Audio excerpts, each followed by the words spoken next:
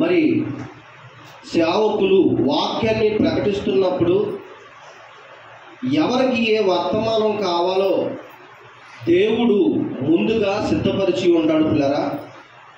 మనకి ఏ మాటలు కావాలో, మన బ్రతుకులను ఏ విధంగా సరిచేసుకోవాలో, మనకి కావలసిన వాక్యాన్ని దేవుడు ముందుగా సిద్ధపరిచి మన కోసము ఇలా దేవుడు సేవకుల ద్వారా మాట్లాడటం జరుగుతుంది.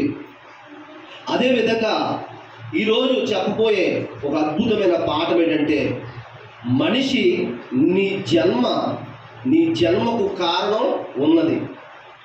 పుట్టిన ప్రతి మనిషి కూడా పిల్లరా ఏ కారణం లేకుండా పుట్టలేదు. ప్రతి పుట్టుకకు దేవుడు ఒక కారణాన్ని సిద్ధపరిచాడు. అయితే పుట్టిన ప్రతి ఒక్కరూ కూడా ఆ కారణాన్ని తెలుసుకోకుండా ఈ లోకంలో గడుపుతూ తమ జీవితాన్ని తమ ఇష్టానుసారంగా బ్రతుకుతూ పిల్లరా కాలం అయ్యే కొద్దే, ఆయుష్ తరిగిపోయే కొద్దే, పుట్టుకకు పరమార్థం తెలియకుండా పిల్లరా మనుషులు బ్రతుకుతున్నారు, మట్టిలో కలిసిపోతున్నారు పిల్లరా. అందుకే దేవుడు మనల్ని ప్రేమించి సేవకుల ద్వారా, తన కుమారుని ద్వారా ఎన్నో విలువైన సంగతులు బైబిల్ గ్రంథంలో రాయించాడు. బైబిల్ గ్రంథంలో రాయించిన ప్రతి మాట కూడా మనిషి కోసమే రాయించాడు. మనిషికి అవసరమైన ప్రతి మాట కూడా వజ్రం మూట లాంటిది పిల్లరా. బైబిల్లో ఉన్న ప్రతి అక్షరం కూడా మనిషి బ్రతుకును తీర్చిదిద్దేది. అందులో ఈరోజు చదువుతున్న మన పాఠం చాలా మధురాతి మధురమైన మాటలు ఈరోజు మనం నేర్చుకుందాం. కీర్తన గ్రంథము 139వ అధ్యాయము ఒక్కసారి తీసినట్లయితే, కీర్తన గ్రంథము 139వ అధ్యాయము పిల్లరా 13వ వచనం చదువుకుంటూ ముందుకు వెళ్దాం. అందరూ కూడా తీసి జాగ్రత్తగా చదువుతూ ఆలోచిద్దాం. నా అంతరింద్రియములను నీవే కలుగజేసితివి అంటే పిల్లరా అమ్మ గర్భంలో మాంసము ముద్దగా ఉన్నప్పుడే దేవుడు మన శరీరంలో కావలసిన ఎముకలను, గుండె, కిడ్నీ, ప్రతి అవయవాన్ని దేవుడు ముందుగా ఒక ప్లాన్ ప్రకారంగా చేశాడు. దావీదు గారు ఈ విషయాన్ని గుర్తు తెచ్చుకుంటూ దేవుని స్తుతిస్తూ ఆశ్చర్యపోయాడు. ఈ మాటను బట్టి చూడండి ఎంత బాగుందో. చదవాలి. నా అంతరింద్రియములను నీవే కలగజేసితివి, నా తల్లి గర్భమందు నన్ను నిర్మించిన వాడవు నీవే. చూడండి, భక్తుడైన దావీదు గారు ఆలోచిస్తూ ఆశ్చర్యపోతూ మాట్లాడుతున్న మాటలు పిల్లరా. భార్య భర్త ఒకటిగా అయినప్పుడు, దాంపత్య జీవితంలో పిల్లరా ఒకటైనప్పుడు భర్త నుంచి భార్యకి కోట్లలో నుంచి జీవకణాలు బయలుదేరి వెళ్తాయి. పరుగులు పందాలు, పోరాటం. పురుషుడి నుంచి స్త్రీకి కోట్ల సంఖ్యలో జీవకణాలు బయలుదేరతాయి పిల్లరా. కానీ స్త్రీ అండంలోకి ప్రవేశించేది ఒక్క జీవకణమే. బాగా ఆలోచించండి. స్త్రీ యొక్క అండంలోకి ప్రవేశించేది ఒక్క జీవకణమే. మిగతా జీవకణాలు, కోట్ల సంఖ్యలో ఉన్న జీవకణాలన్నీ కూడా నేలకు రాలిపోతాయి. చూడండి, మామిడి పూత చెట్టు నిండా పోతాయి, కానీ కాయలు మాత్రం కొన్నేర కాస్తాయి. మిగతాన్ని పూతంది ఏమైపోతే రాలిపోతాయి. పిల్లరా, దేవుడు చూడండి ఎంత ఆశ్చర్యం అండి. సమాజంలో, ప్రపంచంలో చూస్తున్న వింతలు చూసి ఆశ్చర్యపోతున్నాడు మనిషి. ఏమండి, తాజ్మహల్ ఒక ఆశ్చర్యం, చార్మినార్ ఒక ఆశ్చర్యం, చైనా కూడా ఒక ఆశ్చర్యం, లెబార్టీ విగ్రహం ఒక ఆశ్చర్యం. ఇలాంటి చూసి ఆశ్చర్యపోతున్నాడే కానీ నువ్వే ఒక అద్భుతం అని ఎందుకు గ్రహించలేకపోతున్నావు ప్రియ సహోదరుడా సహోదరి? ఇదిగో వాక్యం చెబుతుంది, చూడండి ఎంత బాగుందో. నా అంతరింద్రియములను నీవే కలగజేసితివి, నా తల్లి గర్భమందు నన్ను నిర్మించిన వాడవు నీవే. ఇంకెవరు లేరు అమ్మా, ఎవరు లేరు. ఎవరన్నారు ఈ మాట? సాక్షాత్ దావీదు గారు చెప్తున్న మాటని. కొంచెం ఎదర జరగండి అమ్మా, కొంచెం ఎదర జరగండి, పిల్లలు కొద్దిగా ఎదర జరగండి అమ్మా. ఆ కోళ్ళు వచ్చి కూర్చున్నాం, కొంచెం ఎదర.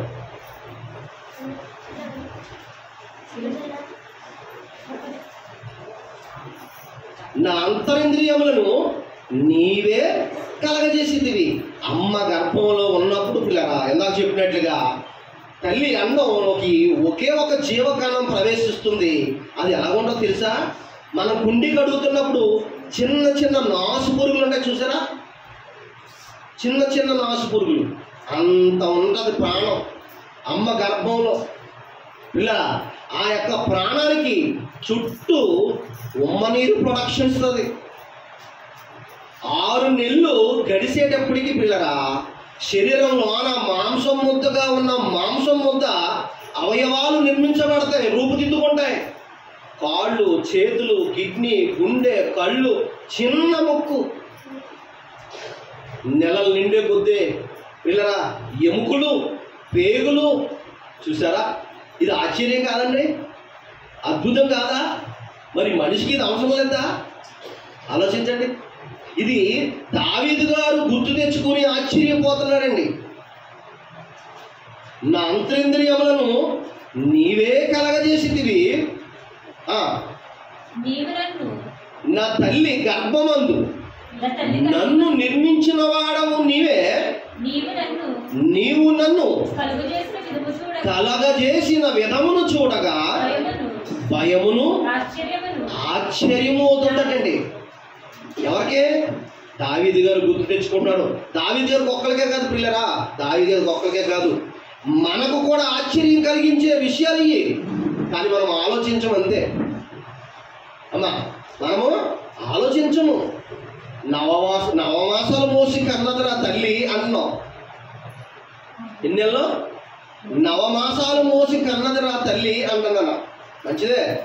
నవమాసాలు మోసి కన్న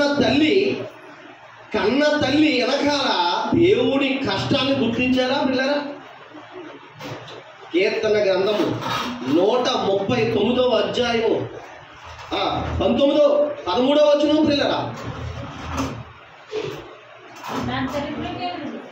మనం చదువుతున్న మాటలు కీర్తన గ్రంథము 139 13వ వచనం. అమ్మ గర్భములో 9 నెలలు పిల్లరా, 9 నెలలు ఒక్కొక్క అవయవం రూపుదిద్దుకుంటూ బిడ్డ తయారవుతుంది. ఏమండి? తల్లి అండి బాదం పాలు తాగితే, అమ్మా తల్లి బాదం పాలు తాగితే బిడ్డలు అనారోగ్యంగా ఉండడం, తల్లి ఆరోగ్యంగా ఉంటుంది. అలా కాకుండా జిల్లేడు పాలు పెట్టిస్తే చూసారా? ప్రమాదమే కదా? ఎవరికి? తల్లికి ప్రమాదమే, బిడ్డకి ప్రమాదమే. తల్లి ఏదైతే తినకూడదో ఒకవేళ తింటే కడుపులో ఉన్న బిడ్డకు కూడా ఏమవుతుంది? ప్రమాదం.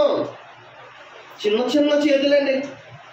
బిడ్డ పుట్టినప్పుడు 9 నెలల తర్వాత పుట్టిన తర్వాత బిడ్డ చిన్న చిన్న చేతులు, చిన్న చిన్న కాళ్ళు, చిన్న చిన్న కిడ్నీలు, చిన్న గుండె అండి, చిన్న గుండె.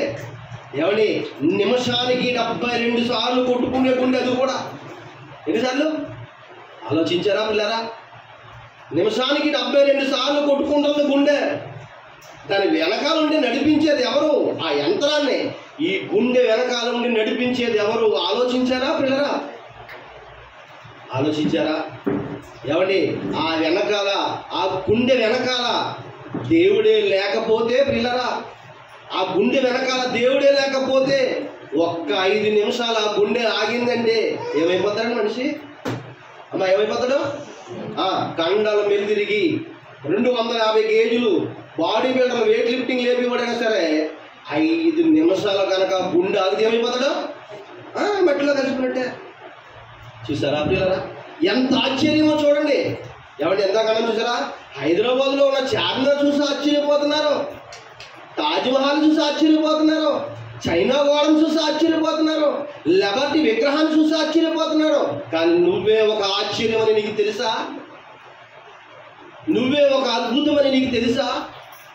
ఏమండి, మనకున్న అరిచేతిలో ఉన్న గీతలు చూసారా? ఈ గీతలు ఏమండి, ఈ గీతలు అమ్మా, మన తల్లులు చాలామంది ఫ్యాషన్ తీసుకుంటూ ఉంటారు. ఫస్ట్ తారీఖుని ఏం చేయాలి? రెడ్డ బట్ట మీద చిచ్చులా నొక్కగానే ఏలు ముద్ర వెంటనే పడిపోతుంది. మీ బదులు నేను వేసి ఏలు ముద్ర అంత పడతా?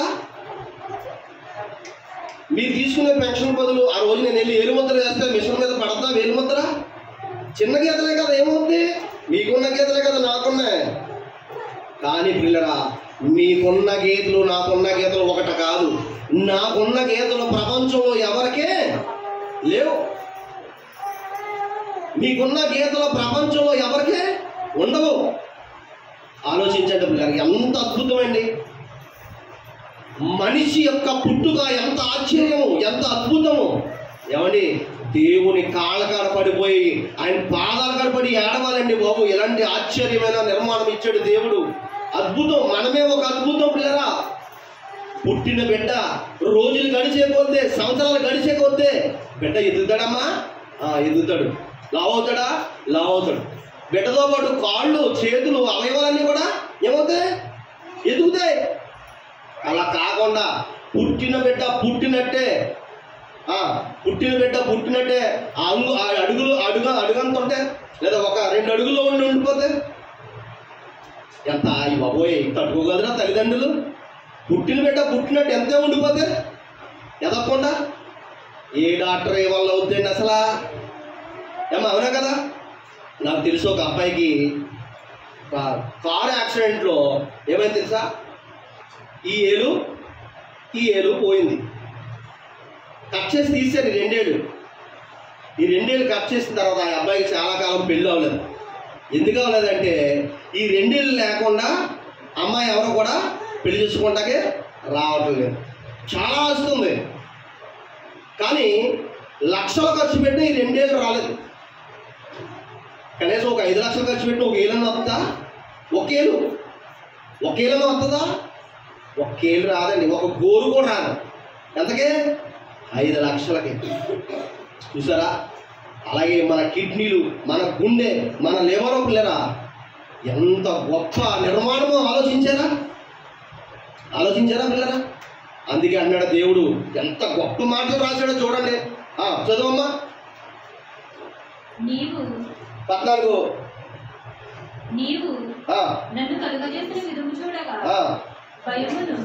నీవు నన్ను కలుగజేసిన విధమును చూడగా భయమును ఆశ్చర్యమును కలుగుతుందంటండి.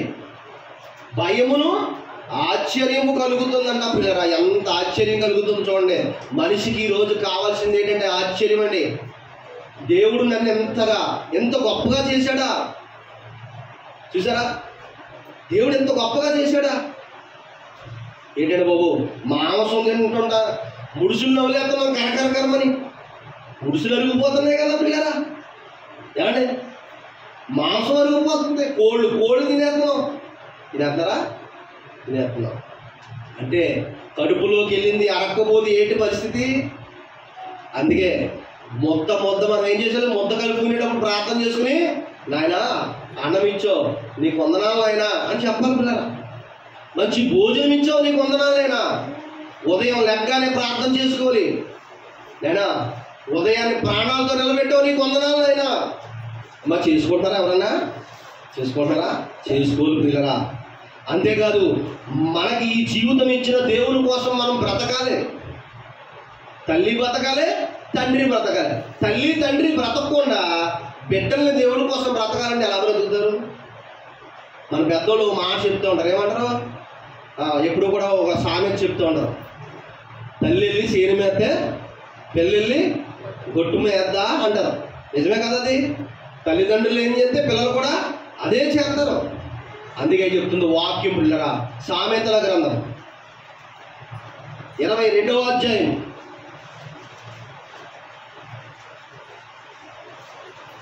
చూడండి ఎంత బాగుంటుందో పిల్లరా. వాక్యం ఎంత అద్భుతమైన వాక్యం చూడండి.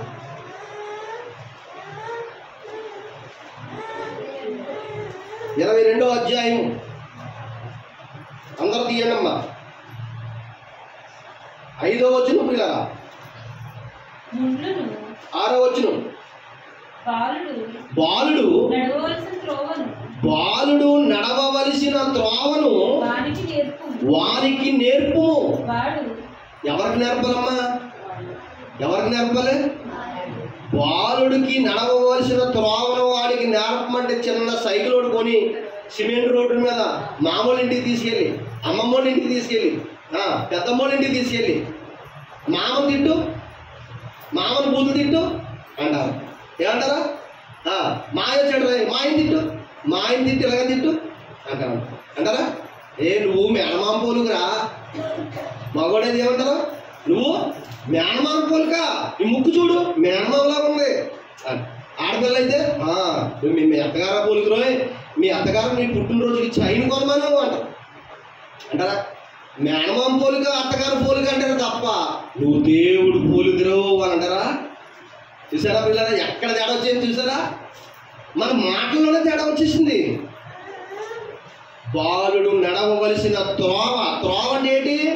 సిమెంట్ రోడ్డు మీద రిక్షా మీద పిల్లల్ని కూర్చోబెట్టి చిన్న రిక్షా మీద నడిపించడం కాదు. బాలుడు నడవవలసిన త్రోవని ఉగ్గుపాలతో చిన్నప్పటి నుంచి కూడా వాడికి దేవుని యొక్క గొప్పతనాన్ని నేర్పించాలి పిల్లరా. దేవుని గొప్పతనాన్ని నేర్పించాలి. త్రోవ అంటే వాక్యములో త్రోవ.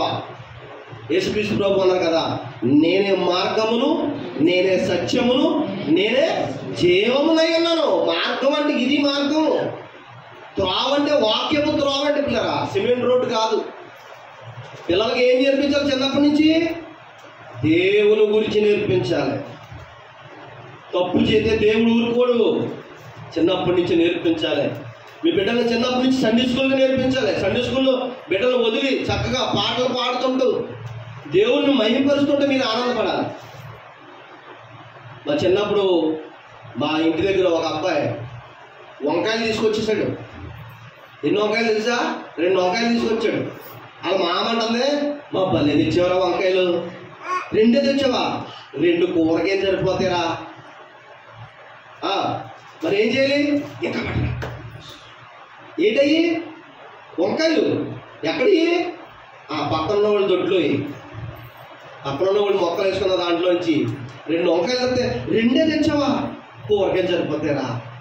ఇక బట్ అదేం చేయడు? రెండోసారి కేజీ వంకాయలు తెచ్చేసాడు. నేను కరెక్టేనా? మీది కరెక్టేనా? పిల్లలు ఎక్కడ పాడైపోతారంటే ఇదో ఇక్కడే. దొంగతనం ఫస్ట్ నుంచి ఎవరు నేర్పిస్తున్నారు? మనోళ్ళే. అరే తప్పురా, దేవుడు సొంత ఊరుకోడు, మనం తప్పు చేయకూడదు, పట్టుకెళ్ళిచ్చే అని చెప్పుకుంటే పిల్లరా ఆడ అప్పుడే మారిపోతుడు. అలా చెప్పకపోవడం వల్ల ఆడు పెద్దోడైనప్పటికీ కూడా ఆడు చెయ్యాడించడం మానలేదు.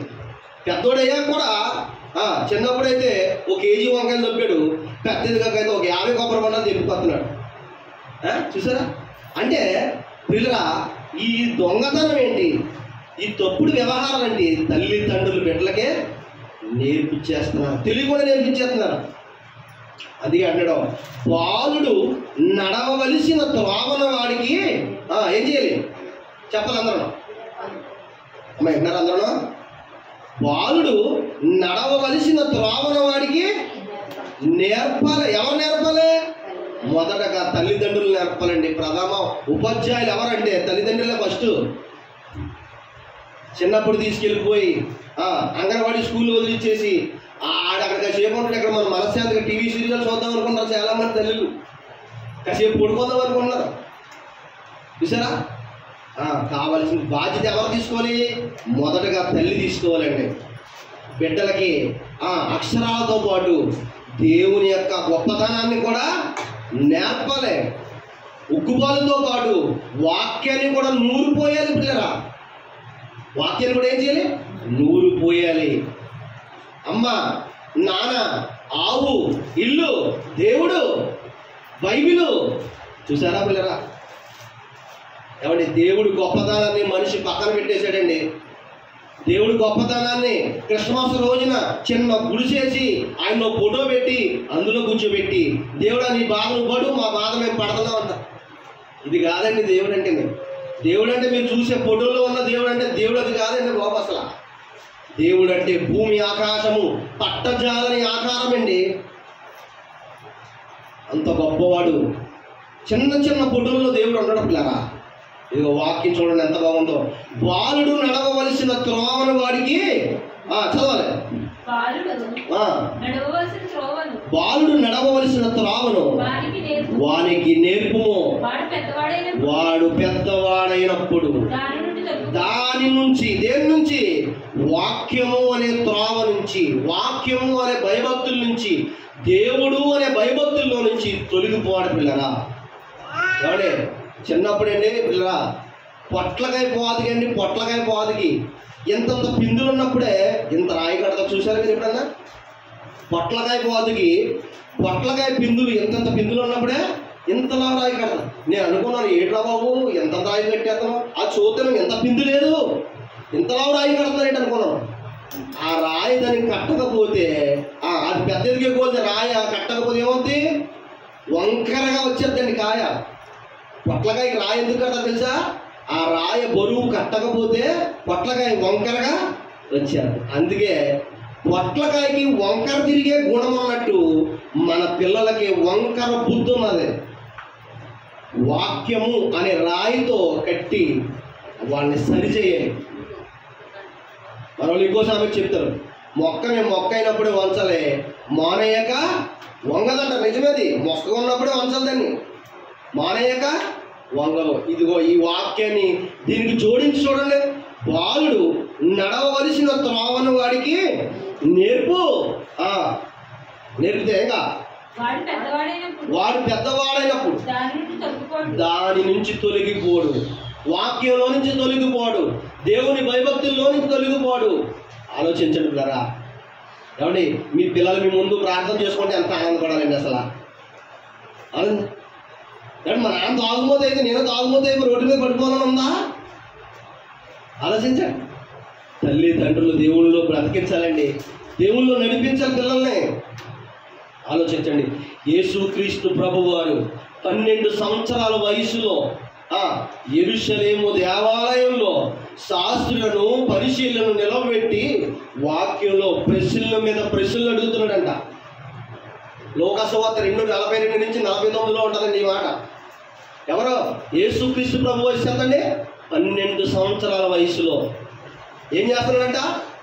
వాక్యాన్ని ప్రకటించే శాస్త్రులను ఉపదేశకులతో ప్రశ్నలు అడుగుతున్నాడంటండి. చూసారా? ఎక్కడున్నాడు? తల్లిదండ్రులు ఎదుర్కొంటారంట. ఎక్కడున్నాడు పిల్లడు? దేవుని యొక్క ఆలయంలో ఉన్నాడు, యెరూషలేము దేవాలయంలో ఉన్నాడు పిల్లరా. ఆలోచించండి. మన బిడ్డల్ని ఎక్కడ పెంచుతున్నాం? వాళ్ళ ఆలోచనలు ఎక్కడికి వెళ్తున్నాయి? వాళ్ళు ఏ మార్గంలోకి వెళ్తున్నారు? చిన్నప్పటి నుంచి వాళ్ళు తీర్చిదిద్దకపోతే, ఈ లోకంలో కలిసిపోతే దొంగలుగా తయారైపోతారు పిల్లరా. ఏమండి నిర్భయ కేసు మీకు తెలిసే ఉంటుంది. ఒక అమ్మాయిని పాడు చేసేసారు పిల్లలు, 4 కుర్రోళ్ళు. ఏమైంది? ఉరి శిక్ష పడ్డదండి. ఆలోచించండి. వాళ్ళ తల్లిదండ్రులు కూడా ఎంత బాధపడి ఉంటారు? బాధపడతారా? ఏమా తల్లిదండ్రులు బాధపడ్డారా? గుండెలు బాధ ఏడ్చేశారు. నా బిడ్డకి ఏం తెలదండి నేను ఏడ్చేశానండి. నాకు తెలుసు ఒక 6 రోజులు భోజనం కూడా మానేసి ఉంటారు పిల్లలు. 6 రోజులు భోజనం మానేసి ఉంటారు. ఎవరికి ఆనందం పిల్లరా? కొడుకుని అందరూ చూస్తుండగా, సమాజం చూస్తుండగా ఉడేసి చంపుతున్నారంటే, కడుపుని పుట్టిన బిడ్డను ఉడేసి చంపుతున్నారంటే ఏ తల్లిదండ్రులు ఆనందంగా ఉంటారు? అక్కడ వరకు వెళ్ళకూడదంటే మన బిడ్డలు. ఎక్కడి నుండే? బాలుడు నడవవలసిన త్రోవన వాడికి నేర్పు. ఎక్కడి నుంచి వాడి బుద్ధి సరి చేయాలి. పొట్లకాయకి వంకర తిరిగే గుణం ఉన్నట్టు పిల్లలకు వంకర బుద్ధి ఉంది. ఎక్కడి నుంచి వాక్యం కట్టి, వాక్యం అనే రాయితో బిడ్డల్ని పెంచాలి పిల్లల. ఉగ్గుబలితో పిల్లలకు వాక్యం అనే పాలన పట్టించాలి. బాలుడు నడవలసిన త్రోవను వాడికి నేర్పు. పెద్దవాడైనప్పుడు దాని నుంచి తొలగిపోవడం. చూసారా? మీ పిల్లలను 10th వరకు, ఇంటర్మీడియట్ వరకు జాగ్రత్తగా కాపాడుకుంటే ఇంకా అక్కడి నుంచి వాళ్ళకి మైండ్ మెచ్యూరిటీ అయిపోద్ది. అన్నీ తెలిసిపోతాయి వాళ్ళకి. అన్నీ తెలిసిపోతాయి. ఎలా బ్రతకాలో, ఎలా ఉండాలో, ఏ ఉద్యోగం చేయాలో, ఏ చదువు తీసుకోవాలో, ఏ గ్రూప్ తీసుకోవాలో, ఏ ఊర్లో చదవాలో వాళ్ళకి తెలిసిపోతుంది పిల్లరా. మనం కొంత వయసు వరకు వాళ్ళని జాగ్రత్తగా కాపాడుకోవాలి. అందుకే అంటాడు, బాలుడు నడవలసిన త్రోవను వాడికి నేర్పుము, పెద్దవాడైనప్పుడు దాని నుండి తొలగిపోడని చెప్తున్నాడు పిల్లరా. ఒకవేళ నువ్వు అలా చేయకుండా ఉంటే, అమ్మా నేను ప్రార్థనలోకి వెళ్తున్నాను, నా పిల్లలు ప్రార్థనకి వెళ్ళినా పర్లేదు, వెళ్ళకపోయినా పర్లేదు, నేను ప్రార్థనలోకి వెళ్తున్నాను, నా భర్త వెళ్ళినా పర్లేదు, వెళ్ళకపోయినా పర్లేదు అని మీరు అనుకుంటే, ఏదో మొక్కుబడినట్టు దేవుని గుడిలోకి వస్తే పిల్లరా, దేవుని వాక్యం అర్థం అవ్వదు. దేవుని వాక్యం చాలా గొప్పది, దేవుడు మాట చాలా గొప్పది పిల్లరా. యెహెజ్కేలు గ్రంథం చూడండి ఎంత బాగుంటుందో మాట. 14వ అధ్యాయం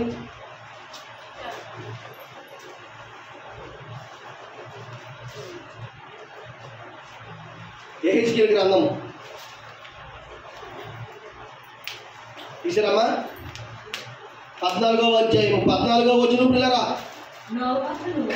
నోవహు, దానియేలు, యోబు ఎంత గొప్ప మీరు. నోవహు జలప్రళయం సమయంలో కుటుంబాన్ని రక్షించుకున్నాడు, అనేక మందికి వాక్యం చెప్పి 2 నెలలు అంటే ఎవరు వెళ్ళదు. ఏమైంది? మహా ప్రచండమైన వర్షం, ఆకాశపు తూములు ఎప్పబడి భూమి మీద మనుషులందరూ కూడా ఏమైపోయారు? కొట్టుకుపోయారు, మునిగిపోయారు, చచ్చిపోయారు. యోబు కష్టాల్లో కూడా దేవుణ్ణి గెలిపించాడు పిల్లరా. యోబు గారు కష్టం వచ్చినా కన్నీళ్లు దిగమింగుకుని దేవుణ్ణి గెలిపించాడు యోబు గారు. దానియేలు గారు సింహాల బోన్లో ఉన్నప్పటికీ కూడా మోకరించి ప్రార్థన చేశాడు. ఆయన చుట్టూ మరణపు ఊర్లో అల్లుకున్నా కానీ మధ్యన ఉండి మోకాలేసి ప్రార్థన చేశాడు. నాయనా నా ప్రాణం నీ చేతిలో ఉంది, నీ చిత్తం. చుట్టూ సింహాల బోన్లో ఉన్నాడు, ఆయన సింహాల ముట్టలేదు దానియేలు గారు. అవునా కదమ్మా? ఇలాంటి మహానుభావుల గురించి చెప్తున్నాడు చూడండి ఎంత బాగుందో. చదవమ్మా. నోవహు, దానియేలు, యోబు, ఈ ముగ్గురు ఇప్పుడున్న దేశం ఎలాగుందంటే, ఇప్పుడున్న రాష్ట్రం ఎలాగుందంటే, ఇప్పుడున్న లోకం ఎలాగుందంటే పాపము లోకముగా మారిపోయింది. ఆనాడు ఈ నోవహు కాలంలో ఎలాగుందో, సొదొమ గొమొర్రా పట్టణాలు నాశనం అయిపోయినప్పుడు ఆ పట్టణాలు ఎలాగున్నాయో ఇప్పుడు ప్రతి పట్టణము సొదొమ గొమొర్రా పట్టణాలుగా మారిపోయినాయి పిల్లరా. నేను మా ఊరు మంచిది అని ఒకరిని చెప్పమనండి. ఏమా మా ఊరు మంచిదండి, మా సిటీ గొప్పదే, మా ఊర్లో ఎవరిని మర్డర్ చేయరు, ఒకరినొకరు దెబ్బలాడుకోరు, ఒకరినొకరు నరుక్కోరు, అసలు వ్యభిచారం జరగదు అన్న ఊరు ఒకటి ఉన్న చూపించండి ఉందా? అప్పుడున్న సొదొమ గొమొర్రా పట్టణాలు ఎలాగైతే పాపానికి పండిపోయి దేవుని తీర్పుకి ఎలాగైతే సిద్ధపడిపోయి ఉన్నాయో, ఇప్పుడున్న ప్రతి ఊరు ప్రతి పల్లె కూడా సొదొమ గొమొర్రా పట్టణాల్లాగానే ఉన్నాయని చెప్తుంది వాక్యం పిల్లరా. ఇప్పుడు అంటున్నాడైనా యోబు గారు, దానియేలు గారు, నోవహు గారు, ఈ ముగ్గురు అట్టి దేశంలో ఉన్నా కానీ వారు తమ నీతి చేత తమ్మును మాత్రమే. అదిగోండి బాగా ఆలకించండి పిల్లరా, మాటలు చాలా గొప్పవండి. నేను ఎక్కువసేపు వాక్యం చెప్పను, గంటల తరబడి మీకు వాక్యం చెప్పను. విన్న కొంతసేపు అయినా సరే మీరు జాగ్రత్తగా మీ మనసు పెట్టి ఆలోచించండి. నోవహు గారు, యోబు గారు, దానియేలు గారు ఇలాంటి ముగ్గురు నీతిమంతులు ఇప్పటి కాలంలో ఉన్న వాళ్ళ నీతిని బట్టి వారు మాత్రమే రక్షించుకోగలరంట. అంటే ఎవరు సంపాదించుకున్న నీతి వారిదే. మీకు అర్థమైందా? నేను అన్నను, నేను నీతిగా ఉన్నాను అనుకోండి, నాకే. నా భార్య నీతిగా ఉండి నేను నీతిగా లేననుకోండి, ఆ నీతిలో నేను కూడా పాలు పంచుకుంటానా? లేదు, ఉండదు. మీకు అర్థమైందా? ఈ మాట ఏంటంటే ఎవరు నీతిగా ఉంటే వారి నీతి వారినే రక్షిస్తుంది. నేను నీతిగా ఉన్నాను కదా, మా కుటుంబం 70 మంది ఉన్నారు, ఆ 70 మంది కూడా పరలోకం తీసుకొచ్చే ప్రభువా అంటే ఆ పప్పులు దేవుడి దగ్గర ఉండవు.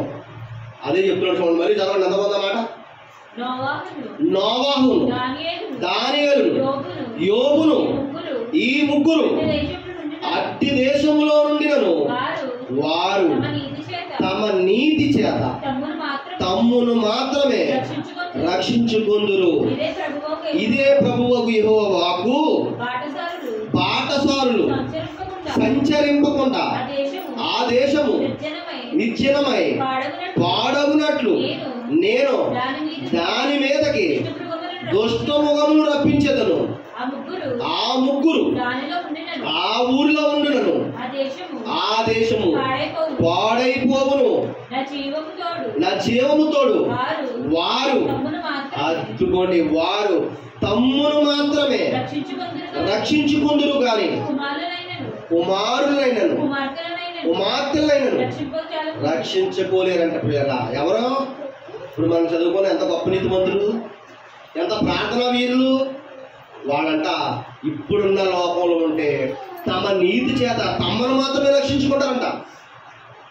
వారి కుటుంబాలు నీతిగా లేకపోతే, వారి బిడ్డలు నీతిగా లేకపోతే, వాళ్ళ భార్యలు నీతిగా లేకపోతే, ఇలా నీతిమంతులైన మనము నీతిగా ఉండి ఉన్నవాళ్ళు నీతిగా లేకపోతే, నీతిగా ఎవరైతే ఉంటారో వాళ్ళు మాత్రమే రక్షించబడతారు. మా ఆయన మారతలేదండి, ఎంత చెప్పినా ప్రార్థనలోకి వస్తం లేదండి. మీ ఆయనకి చిన్న దెబ్బ తగిలితే అల్లాడిపోతావు, కళ్ళని నీళ్ళు వచ్చేస్తే. మరి నీ భర్త మారకుండా ఉండి కన్ను మోస్తే ఎక్కడికి వెళ్ళిపోతాడు? భయంకరమైన నరకంలోకి వెళ్ళిపోతాడు. పిల్లల ఆలోచించండి.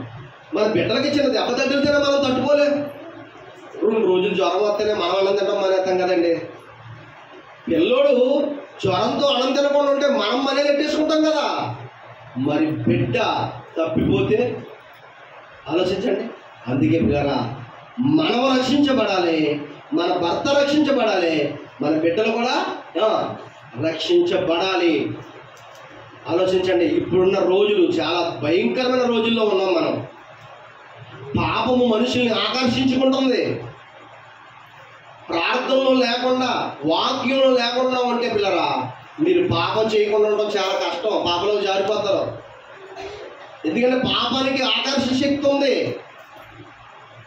చాలా తీయకూడదు చేసినప్పుడు, కానీ తర్వాత పిల్లరా భయంకరమైన స్థితిలోకి వెళ్ళిపోతాం.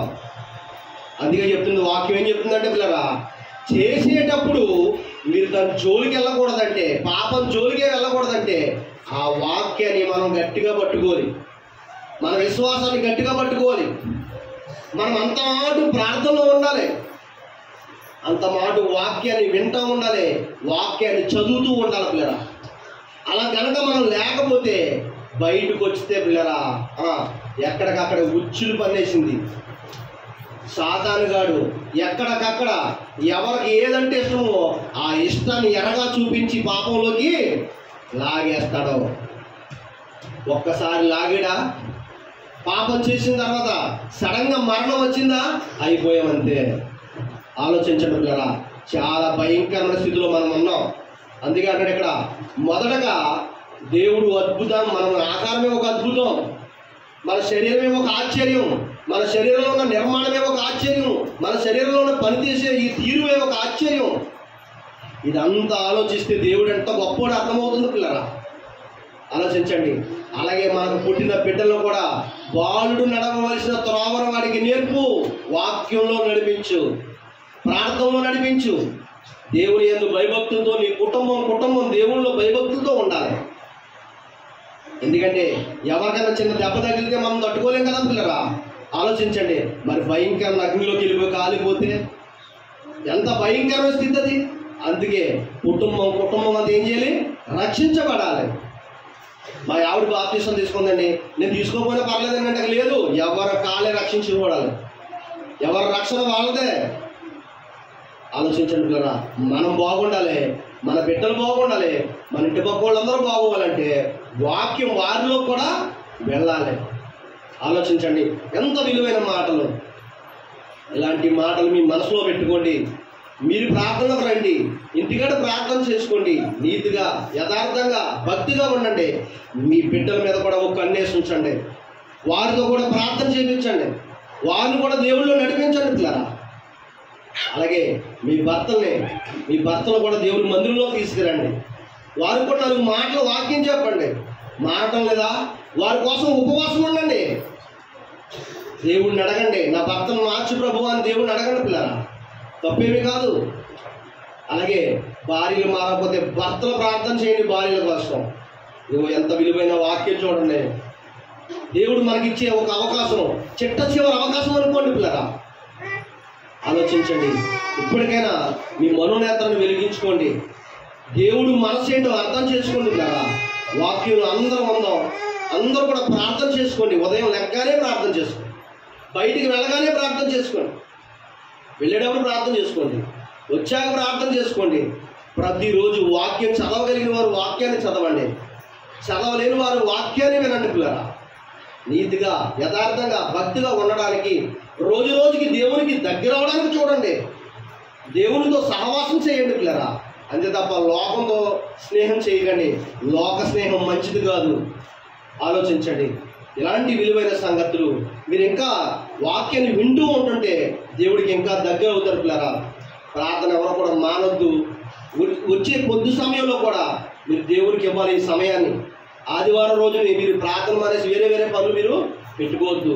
దేవుడు మందిరం ముఖ్యం. మనకి దేవుడి సన్నిధిలో ప్రార్థన చేసుకుంటే మన కుటుంబాలు బాగుంటాయి, మన ఆరోగ్యాలు బాగుంటాయి. కాబట్టి ప్రార్థన ఎవరు కూడా మానొద్దని మనం చేసుకుంటూ ప్రతిరోజు భక్తిగా ఉండండి, ప్రార్థన చేసుకోండి, వాక్యాన్ని వినండి. ఇచ్చిన వాక్యం దేవుడు దీవించును గాక.